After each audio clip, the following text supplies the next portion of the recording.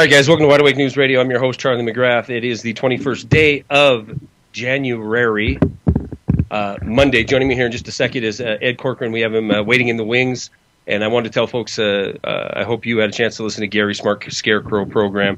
If you were listening to that, watching on Justin TV or on Rinse or Oracle Broadcasting Network, and you want to join the folks in chat right now, you can head over to wideawakenews.com, click on the Wide Awake Radio button, or the Wide Awake Radio microphone rather, or the button, either one, and that'll take you into the chat room where we have about, it looks like 52, 55 people in there right now. My glasses need to be adjusted. Looks like 52 in there right now. All right, the 21st day of January. I'm going to be brief, and then we'll get Ed up on here to have a little fun tonight talking about the destruction of freedom and the usurpation of what was once a great republic. Inauguration today, right? I don't know if anybody had a chance to watch any of this, and I did a little bit, but it's all ceremony, it's all for show, and it's all, as far as I'm concerned, a giant, huge waste of money, waste of time. We pretend that we're free. We pretend that our system is what it once was, which was a once great free republic, and now we've just been turned into this ceremony. We've been turned into being fed notions of freedom, which are not anywhere close to the founding principles of this nation. And I just want to give you one example of this. First of all, let me back it up a little bit, because everything happens for a reason, right? Everything that this has been my observation over the last several years. Everything has a reason. Everything has a reason. Every new piece of legislation, every new crisis that comes down the road, inevitably we see that there was an agenda-driven reason to either act on this crisis or in a lot of cases create the crisis itself. We had, if you remember back, Congresswoman Gifford, a horrible event that happened. She was shot. People died. Out of that, we didn't get this. We didn't get a government that was enforcing laws that are on the books already that have to do with criminals owning guns or with mentally ill people owning guns. No, out of that, we got hr2, which essentially ends free speech in this country. If you need proof of this, all you need to do today is turn on your television and watch the ceremony, because that's all it is, ceremony, the window dressing of Obama's inauguration. Now, those of you listening to me any amount of time, you know that I'm not Republican, I'm not Democrat, I think they're both equally corrupt, but the ceremony that was put out there for us today, just sitting here watching and wondering how much money that was spent in order to put this thing on while 47 million of my fellow Americans are on food stamps, millions have lost their homes. And as we're sitting here watching this display of decadent wealth that we cannot afford, obviously, with $16.4 trillion in debt, it struck me when it comes to at least to the debate on gun control. H.R. 347 came out of Gifford.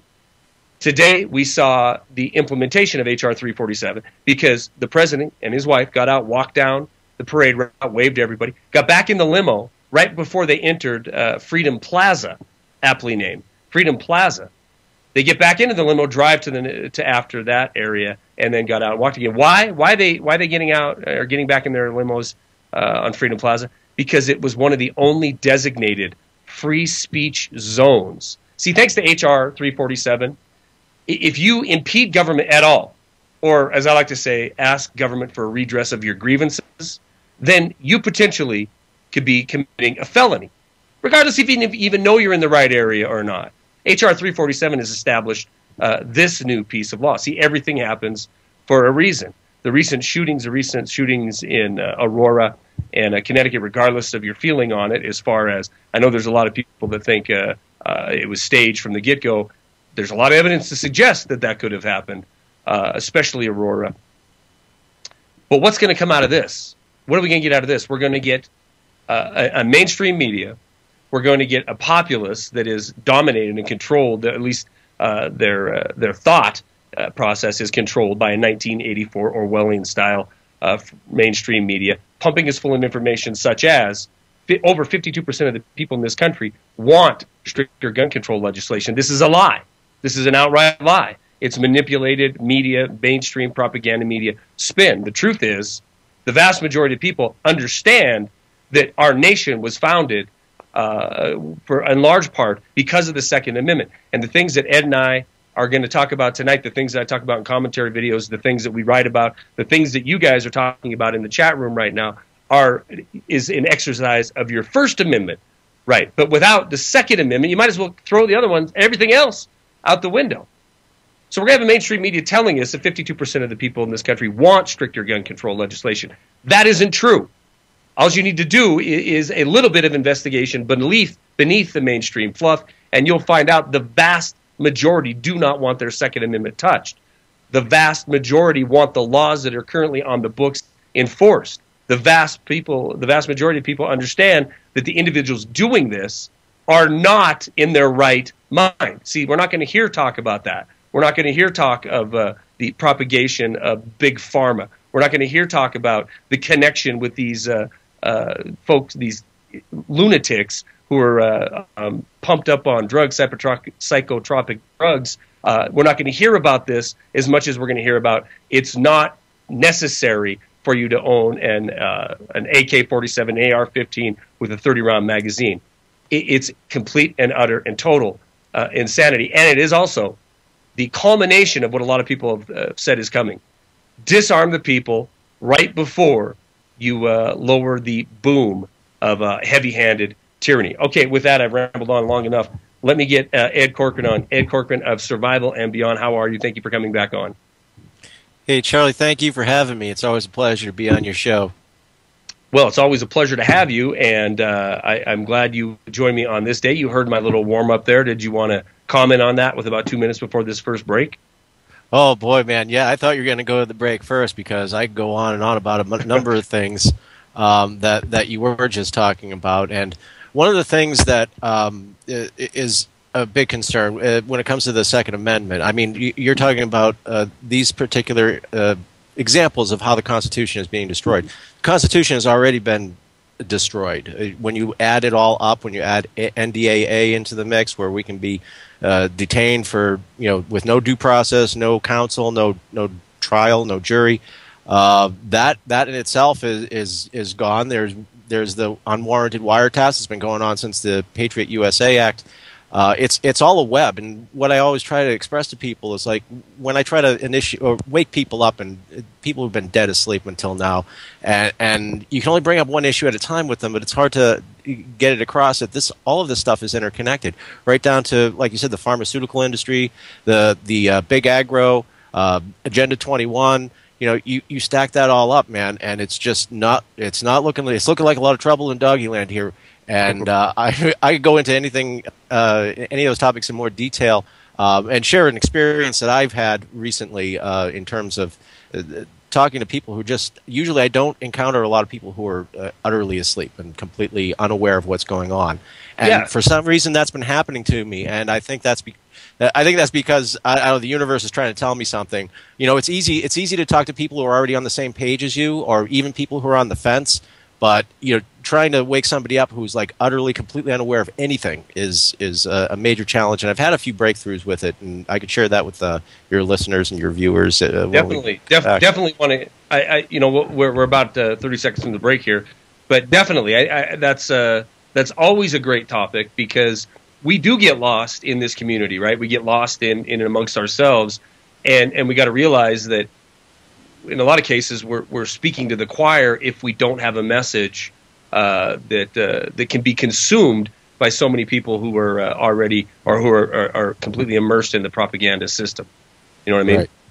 Yeah, so, and it's one thing to do what we do, like with our respective shows and with our websites.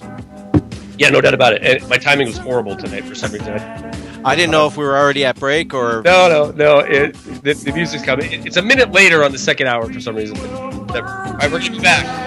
Ed, Wide Awake News Radio in just a minute, guys. Hang tight.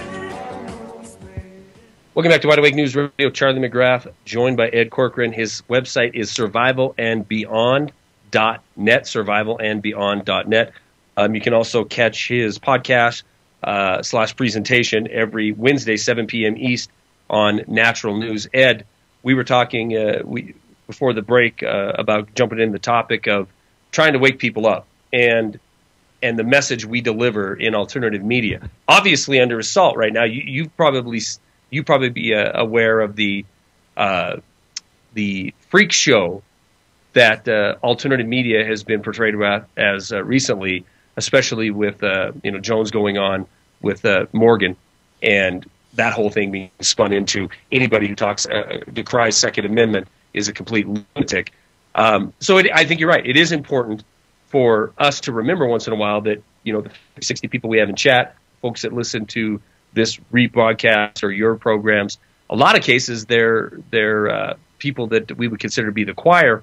But the hope is always that someone's going to listen to you and send that message to somebody else. Maybe send that podcast, send some of your videos, or send a link to your website. So it is important to keep talking about what the message is. Go ahead. Yeah. The hope is that there's a ripple effect, and I know that there are people out there that really heard things for the first time from listening to my show or reading something on my website, and so I know I'm being effective in waking people up on a wholesale, on a larger level than say just on a personal one-to-one basis. But those people who pick up this information, they are going to transmit this. They're going to talk about this to their neighbors and people that they know. And the main thing, the reason why it's really important, and I'm glad you brought up the alternative media, because that was the first thing that I wanted to launch into, because CNN went out of their way to put Anderson Cooper out there, who's been exposed for manufacturing fake news events, interviewing that Syrian Danny character, who turned out to be nothing more than a character. They scripted it. It was all made up, right? And he's on television talking about how ludicrous and absurd the assertions that the alternative media are making, and that essentially telling America that the mainstream media is the only place where you're going to get the truth, and if you get it from anywhere else, right? Nobody asked him to do the show. So, and the first thing he starts off by saying that there's been this that nobody's there's been these rumors out there on the internet, and he completely downplayed it and said that it's not any kind of threat to them, and they wouldn't even dignify to have to talk about it on CNN or on his show. It's like, well, if it's such a non-issue to you, then why are you bringing it up? Why are you going out of your way to come out and tell America? And hey, you have two other so-called experts who are well-known anti-conspiracy theorists, or whatever you want to call them. They're self-appointed skeptics, and all they did was just they didn't prove anything. They just badmouth the alternative media and just try to cast it in a bad light. Well, why are you even afraid of it then if it's so insignificant? But it is significant. It absolutely is significant. In fact, in 2009, there was a report that came out that finally tipped the balance of folks who trust mainstream media and folks who do not trust mainstream media. And so I think that the mainstream, which obviously is a huge beneficiary of the bailout phenomenon, a bigger government, of expanding debt, of course, anything that is pulling audience away from them. And I don't want to put it on just cheap numbers like that, just statistics with numbers of audience and viewers.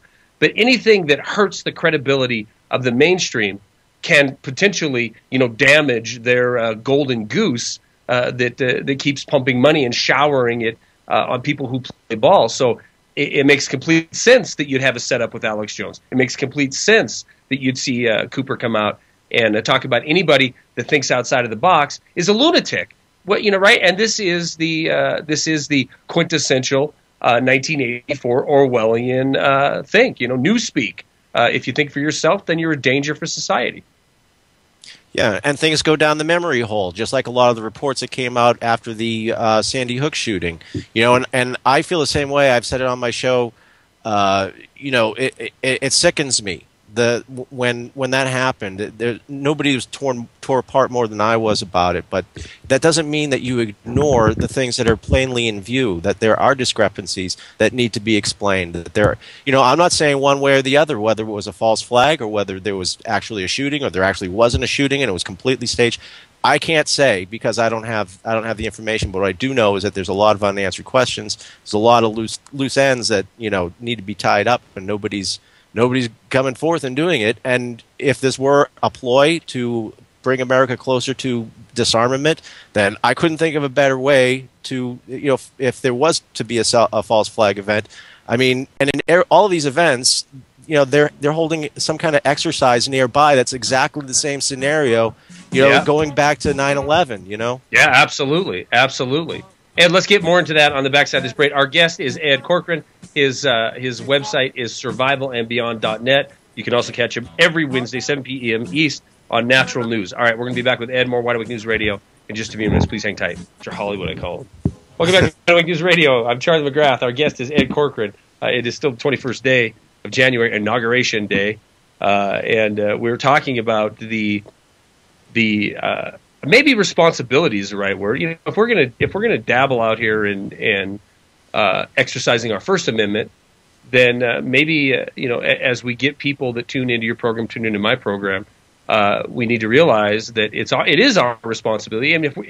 I mean, first of all, most of us are doing this. I believe most people in alternative media, in general, are not doing this for money, for fame, for notoriety. Most of us are doing it because we are terrified with the direction that we're heading, and we're terrified what that end goal is going to be. So I think it is incumbent upon us, in our responsibility, to keep expanding the message and trying to get more and more people to see the forest through the trees. Now, you're talking a little bit about CNN's hit piece on alternative media, and a little bit how every time there seems to be one of these mass shootings, or anytime there is to be some kind of crisis event, ironically, I'm doing that with air quotes, ironically, we have these events or these training practices or whatnot going on right in that same area. It's beyond coincidental. And I mean, I don't know if you could do the odds on that, but it's got to be staggering. So go ahead and continue with that, Ed. Yeah, one thing that I always say is I'd rather believe in a conspiracy theory than believe in one coincidence after another. And that's really what you're seeing here, and people just aren't adding it up. There's no such thing as a coincidence. Everything happens for a reason. And it's really a matter of trying to deliver that kind of scope and seeing how the dots are all connected. Trying to get that across to people is a little daunting, to say the least. Because there's a lot of people out there who believe that, like my mother, for example. I was at a family gathering recently, and somebody had mentioned that I don't have a television, and my mother couldn't believe that. She couldn't absolutely, oh my God, like, how do you live without a TV? What do you do for entertainment? I wanted to try to explain to her that it's not entertainment, it's conditioning, but she's of the mindset that grew up in the 50s, that if it must be true if it's on television. It must, they wouldn't be able to say that on TV if it wasn't true. Well, yeah, not only are they allowed to, they're actually encouraged to fabricate the information that they're giving us. And somebody said that, I grew up in the Cold War, and back then the big thing was, Pravda, and how the Soviet people, their media lies to them on a daily basis. And it's like, oh, thank God we live in America where it's free and we don't have that. Well, the only difference between here and the Soviet Union was the Soviet people knew that their media was propaganda. The American people don't know it, and that's the only difference between those two situations. We have the same things in existence now that we used to laugh at the Soviet Union for, and all of the lack of freedom that they had. We have the exact same mechanics and processes going on in this country, and it's it's a matter of history. And then you go off. No, I'm sorry. Go ahead. I said, yeah, I'm agreeing with you. Go ahead.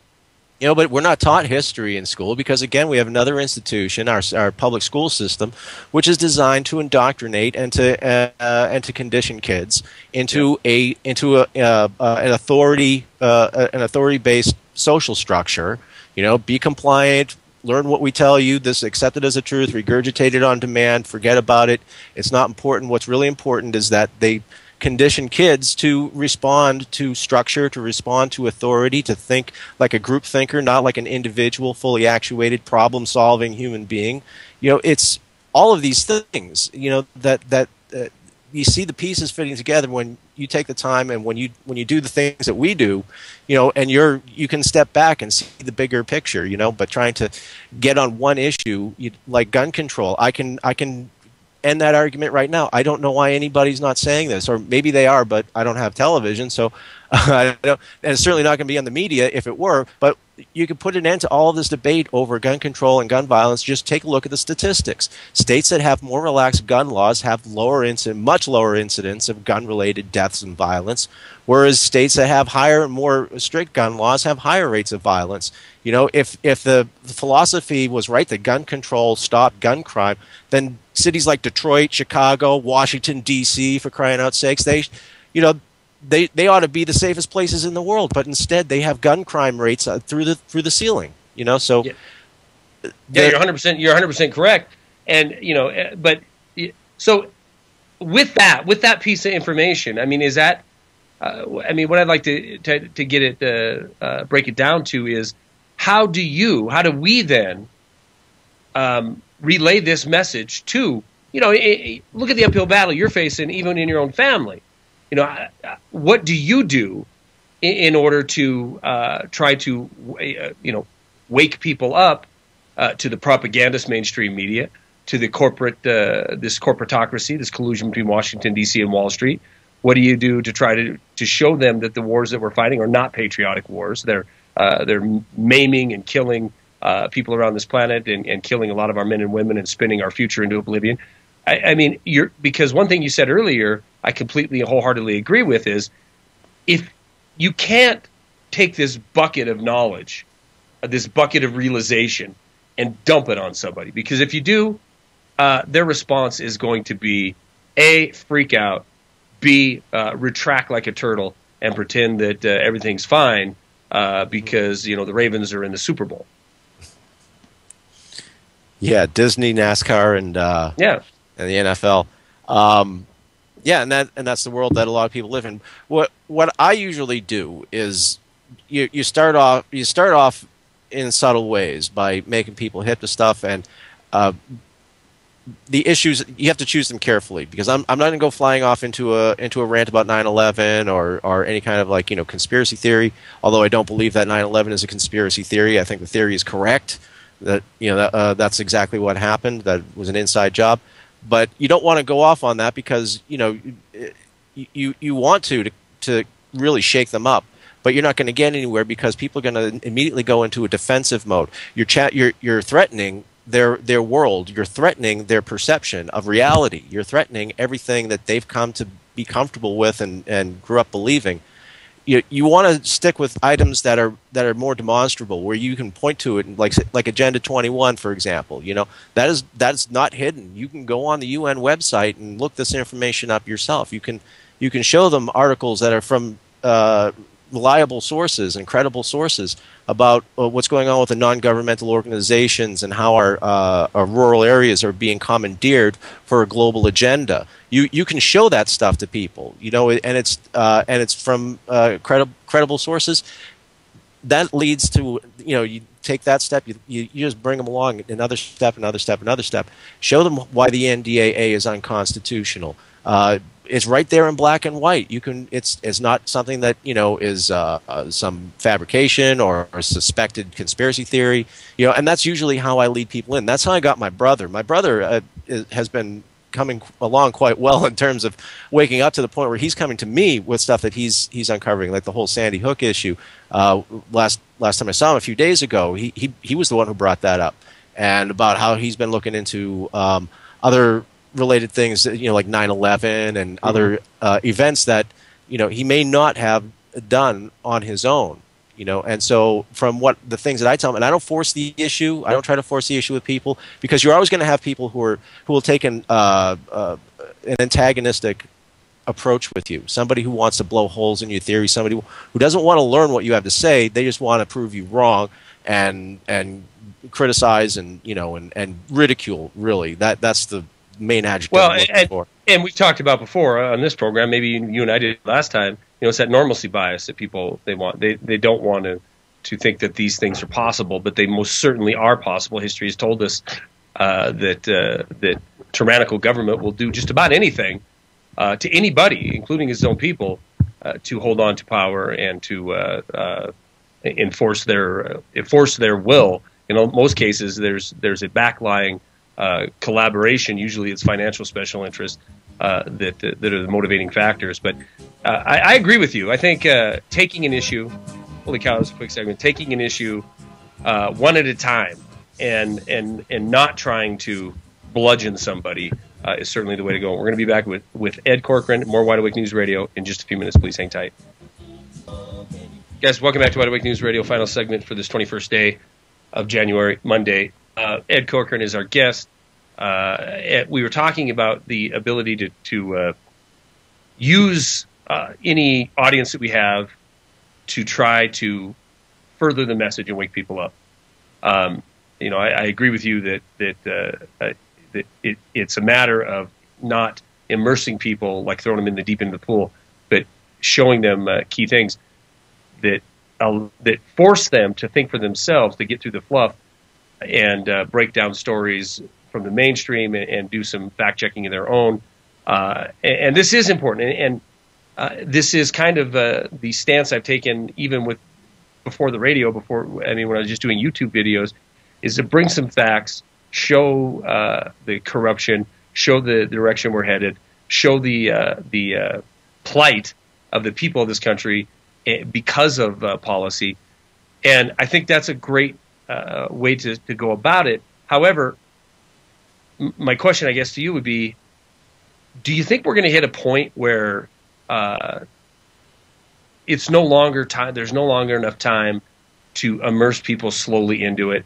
You're either going to have to forget it, write them off, because they're never gonna care anything except for pop culture, or let them be hit with the sledgehammer of reality when the big crisis event occurs. And that could be, I personally think it's going to be a sovereign debt crisis, but it could be anything. It could be, a continued of divisive topics that keep dividing people in this country to where, we have some sort of mass civil unrest, potentially even civil war.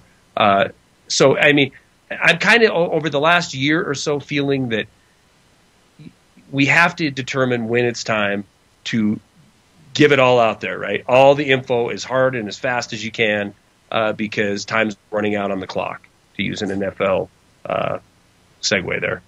Yeah.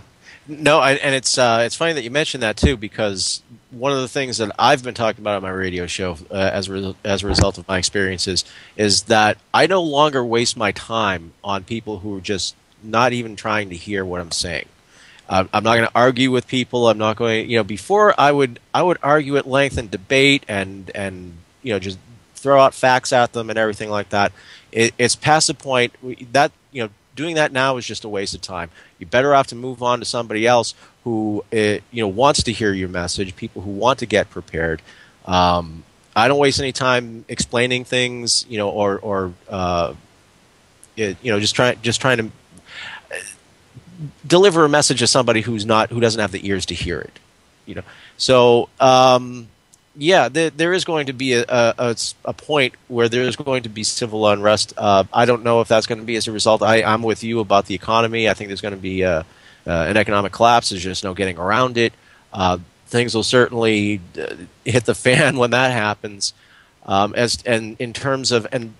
if that happens first, if that happens before, it really depends on how the mechanics of it happen. If one thing happens after another, if the economy collapses, then forget about it. The Constitution is null and void. There's going to be martial law. There's no way around that. As far as getting people up in arms about constitutional issues right now, and about challenging the NDAA and challenging Second Amendment, there is going to be some movement. I think the good news that I want to deliver after talking about all those things about the difficulties in making people aware, making that light bulb go on above their heads. The good news is that more people are waking up, and there are a lot more people who are maybe not fully on board with us, but they're not trusting what they're hearing anymore. There's regular folks who are not buying what the media is trying to give them, and that's the reason why they have to do hit pieces on CNN, and that's the reason why there has to be all of this broad scale ridicule of the alternative media. Ridicule is always the last defense of the incompetent. That's when they've run out of everything else they can say to disarm the situation. They just use ridicule. Ridicule is not a defense. Ridicule does not explain your side of the story, and you can always tell when somebody doesn't have anything, they got nothing for you, is when they resort to ridicule. And when you see the mainstream media doing it as much as they can, especially networks that have been caught manufacturing the news of CNN. One case back during the first Gulf War, they staged their correspondence. They were caught doing that. Everything goes down the memory hole. Mm-hmm. That's the big problem too. Things are broadcast, and not just the Sandy Hook details, but other events throughout the last 10 years, 20 years or so that people just conveniently forget about, and because it's no longer valid information because they don't repeat it ever again, and so it's just forgotten. The main thing I always tell my Go ahead. No, you go ahead. The main thing I always tell my listeners, when you start thinking, as we've all been through, what can one person do? How much difference can one voice make? It makes a lot of difference when they're doing it together. And more and more, there's more of these websites popping up all over the place. People are getting the word out, and it's no longer this illegitimate stepchild of the media world. So I do have a lot of optimism. Sheriffs are stepping up. Sheriffs, for one thing, they are the highest-ranking police officials in the country. They outrank federal agents. They can arrest a federal agent. They have the utmost authority. A lot of sheriffs are stepping up, saying they're not going to violate their oath. So I'm not looking for something that my prediction is not. We're going to wake up one morning and our cities will be on fire. I think it's going to pretty much keep going the way it's been. Incrementalism, and one little thing is going to get taken away, then another thing is going to get taken away, then another big thing is going to get taken away. But it's going to be done. Continue on the course. I mean, they've been doing it for this long. There's no reason for them to, all of a sudden declare tomorrow that they're going to disarm every American citizen. It's going to happen little by little, piecemeal, so nobody notices it happening, just as it always does. Well, and you're 100% right. And the piece of the immersion process, let these things happen slowly, but. First of all, I don't think, in debating in my mind the timing on Second Amendment issues right now. It's either an agenda-driven notion to grab guns, period, so you can have a government that has billions of rounds of ammunition for agencies that no conceivable reason why they would, and a populace that is basically unarmed and going to be subjected to that tyranny. So it's either that agenda playing out, or which I'm kind of leaning towards this one, Ed. I think the more divisive the government can be, or the issue could be, the government puts these pieces of agenda together, or puts these pieces of legislation together.